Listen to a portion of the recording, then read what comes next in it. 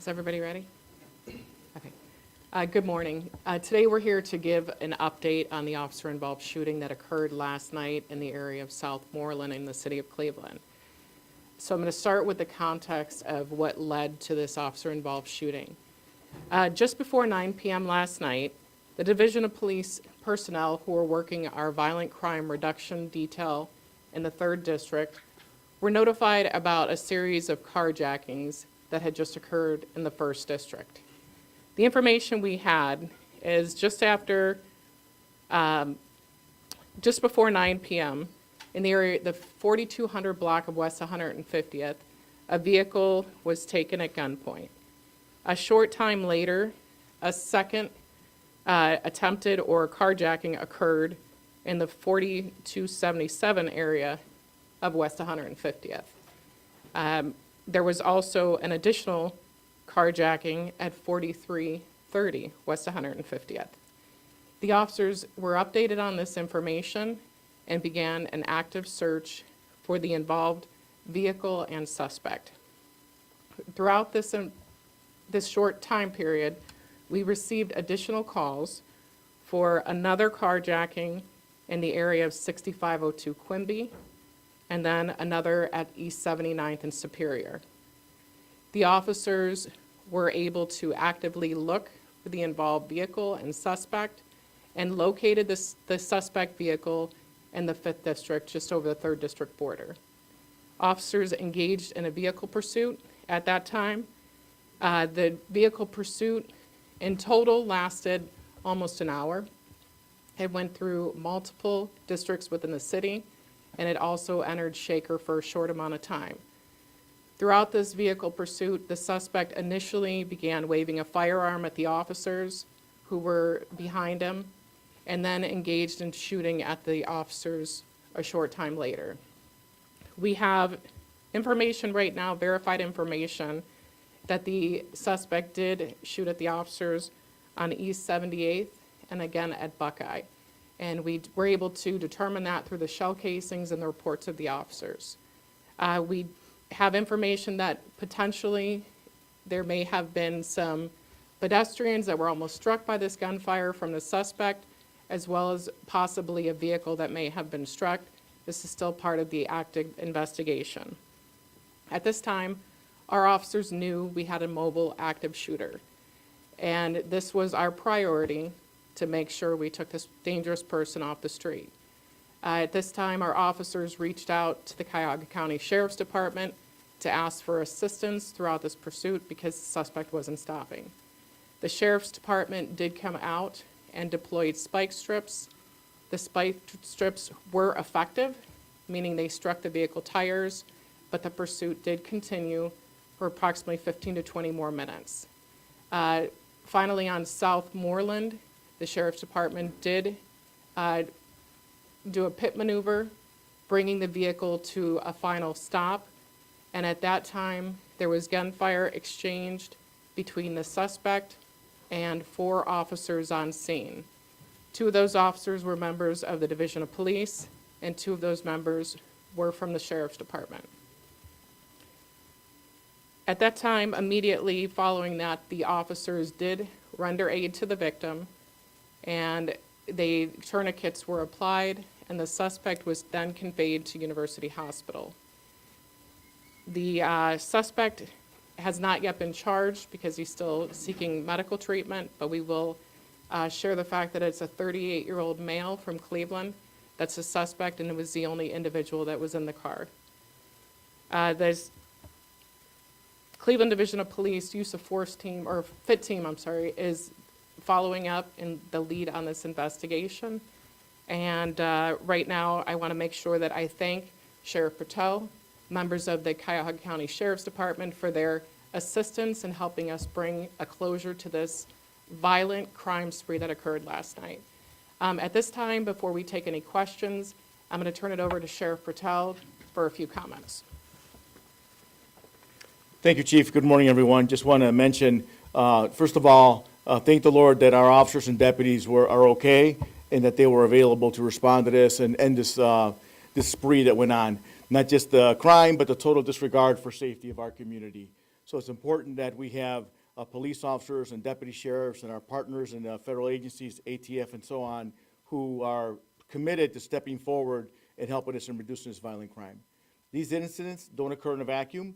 They touch all of our communities, not just the actual victimizing, but then you have downstream effects of pursuits and different things that go on. So it's important that we have the right people in the right place. And through our partnership, we're making our community safer overall. But important to note, violent crime, carjacking is why we were our assistance was requested by the Cleveland Division of Police. The deputy sheriff investigators assigned to the Response to Carjacking Initiative, which is a federal grant that we're partnering on, responded to assist in this pursuit, which has been going on for a little bit. At that point, they communicated and coordinated well with the Cleveland Division of Police, as we normally do, and then, obviously, as the chief described, the following events took place, which ended pursuit ending and officers and deputies providing world-class pre-hospital care before the suspect could be taken to the hospital. But beyond that, the investigation continues. But the most important highlight here is that in order to protect the community, we had to take these actions. In order to protect the community, we recruit and retain deputies and officers and agents who are committed to supporting our community. When these things take place, we do our absolute best to ensure that they're resolved with the least amount of disruption to our communities and end them as soon as possible.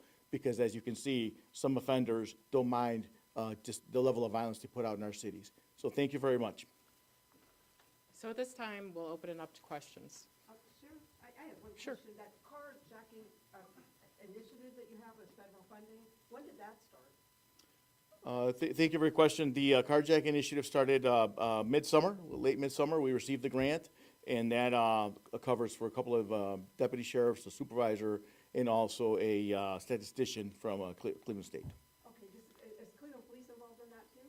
We partner, and not only this, on all of our task forces with Cleveland Police and others, but it's important to note that this carjacking initiative is the first in the country, and unfortunately, it's something that we had a lot occurring here, and this is going to allow the federal government to gain statistics so that we can deploy and apply for other grants and receive more assistance so our partnership can get stronger. Okay, so would I say it's a sheriff and Cleveland Police Sure. initiative? Okay, thank you.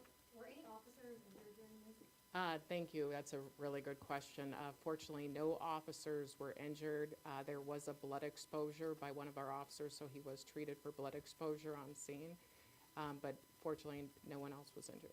And do you know how many times the suspect was shot or where they were shot? Right now, we will give updates as we go along. It's still really early on. This was, as you know, this happened late last night. The investigators were out there.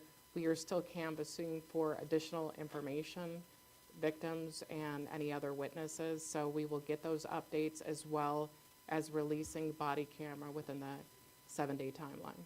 And you mentioned at the beginning you had several calls for carjackings at one point, kind of all over the place. Just wondering in total, how many were there, and were any of the cars stolen, or did they just try to steal them and they were able to get away? Can you explain that a little bit? That's a good question. So there was actually 4 actual carjackings where they took the vehicle. He took the vehicle. There was 1 attempted, but there was 4 actual. He did carjack several people and just kept dropping the vehicle, carjacking, and continuing on. So there was 4 actual carjackings and then 1 attempted. And you believe this suspect was involved in all of those? Yes. Okay, thank you. Can you clarify which officer or officers fired the shots at the suspect that were fatal? Okay, it's not fatal, for one, but, you know, the suspect was injured. We're not going to give the names of the officers at this point, but it was 2 members of the Division of Police and 2 members of the Sheriff's Department that fired. And just to clarify, it was just the one individual that was involved in all 4 of those carjackings that you believe? The 5, yes, The 5, yeah, okay. yes. And do you guys ever have any run-ins with this 30-year-old male before? So we're still checking the criminal history. Once he's charged, we'll make sure we get that information out. You're welcome. Can you speak a little bit about the carjacking initiative and its operation so far? Granted that there were several that occurred last night, is that something you're still kind of working on right now? Yes, the carjacking initiative worked close partnership with the county prosecutor's office, the crime strategies unit, because obviously they collate a lot of the information on violent crimes that happen throughout the county. So having that information, it allows us to focus a little more exactly on where it's happening, who's involved, et cetera. So through collaboration, working on a strike force with our partners, not only our local partners, but federal partners, and the statistician from Cleveland State University and the Crime Strategies Unit, and deploying some technology. We're not going to get into all that today. There's some technology we're also deploying so we know when these things occur and we can respond as close to real time as possible. But the most important thing is that the investigation all resides in one place. The carjacking initiative addresses carjacking, which it goes throughout the county, and it can be missed because there could be one-offs, one on the east side, one on the west side, outside suburbs, Cleveland, et cetera. So it's important that we have the finger on those so we can determine the patterns, determine people involved in those, and determine the best resolution to those. Have you had any results? I mean, you started in the summer, right? Do you know Yes. how it's working or how the results have been? Yes, we have had multiple arrests of multiple offenders, and the majority of these are sprees, as the chief just noted here. And this sounds like it was obviously very dangerous situation last night. You said it was an active mobile shooter for about an hour. Yes. And some people, they could have gotten hurt, some people just out on the street. Were any messaging or anything sent to people in the community to kind of shelter in place or beware, anything like that? Following the ending of this, we sent an update, but this was very active. And like I had mentioned, it went through a good portion of the east side as well as into Shaker for a temporary amount of time. When you have a situation like that, it's really hard to plan ahead, or the warning part of that. So at that, there's really no amount of messaging that could prepare anyone for something like this. But I can tell you that our officers did a phenomenal job. Like Sheriff Pretel, mentioned that they have their carjacking task force. We had our stance unit, which we had put in place. They were the point investigators on this, as far as the crime spree that occurred. And, part of that is they're listening for these crimes that occur throughout the city. And they, were the ones actively involved in coordinating the efforts for this. And you mentioned that thankfully none of those officers, were hit by any gunfire, but this is still very traumatic. I mean, mentally, how are they doing today, and what is the next step for them? Are they on leave right now? Can you kind of go into that? So the officers that are involved, that are, were actively involved in the shooting, are automatically placed on administrative leave. We have other officers who were definitely impacted by what happened last night, and that is another thing we look at, and we will make sure that the traumatic events, will be addressed, and if leave is necessary, that'll be granted as well. So is it 4 officers that are administrative leave, or 2? Well, the 2 are automatically just the ones that were in the shooting, but there are additional officers that we are providing resources for. Can you share the type of firearm that the suspect was carrying? The firearm, I don't know that I have that right now. I think we talked about it a little bit, but I can't confirm it, but we will. Was it a 9mm? Yeah. Do you know roughly how many shots the suspect fired throughout the incident, dozens? Yeah, that's something that we can release at another time. We know that there's shell casings that were along the route as well as on scene. So it would be safe to say more than a dozen? I don't want to guess at this point, Okay. but, I can tell you that will come out later. Okay. Thank you. Would you describe it as a high-speed chase, or did you flood the zone and tail them and then you put out stop sticks or anything like that? So the initial part of the pursuit, you would think that in the circumstances, somewhat high speed for a residential area, but we've definitely seen things that have escalated to higher speeds in this. It was a manageable speed for our officers. I think that approximately we are estimating the maximum speed might have been about 60 miles an hour throughout this pursuit. But the spike strips, once they were deployed, which is pretty late into the pursuit, the suspect continued to drive, an additional 15, 20 minutes afterwards. With the carjacking initiative, are there any preliminary patterns or things that have come out of that where you can pinpoint certain areas that are hotspots, or is this an organized thing? Are there any preliminary findings from that? A couple things, and you hit right on those. Number one, yes, organized efforts by different groups. And these groups, many of them have been already arrested. Others will come up, but many of them have been arrested, so there are groups that do it. And location-wise, obviously, we have target-rich environments that they have focused on. They offend there. and then they dispose of the vehicle elsewhere, and that's where the investigation continues. So we do have a lot of that collated, and that would probably be another discussion. And I just want to, just a point of clarity, we don't have members of the Division of Police on that task force, but we do partner with the Sheriff's Department, but we aren't actively have members that are assigned to that.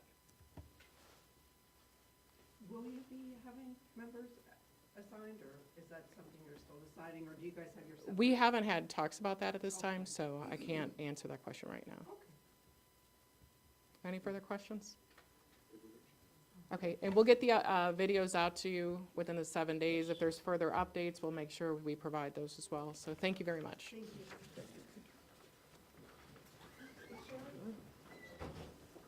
And I know like Cleveland Police, that officers are placed on, and that leave on Yes, that. Are your same thing. officers too? Yes, They- absolutely, yes. Okay, all right, so those two, and so they're on, is that like a 3-day thing? I know- Administrative, really as long as we're gonna need, but initially a 3-day before we complete the complete interviews and those things.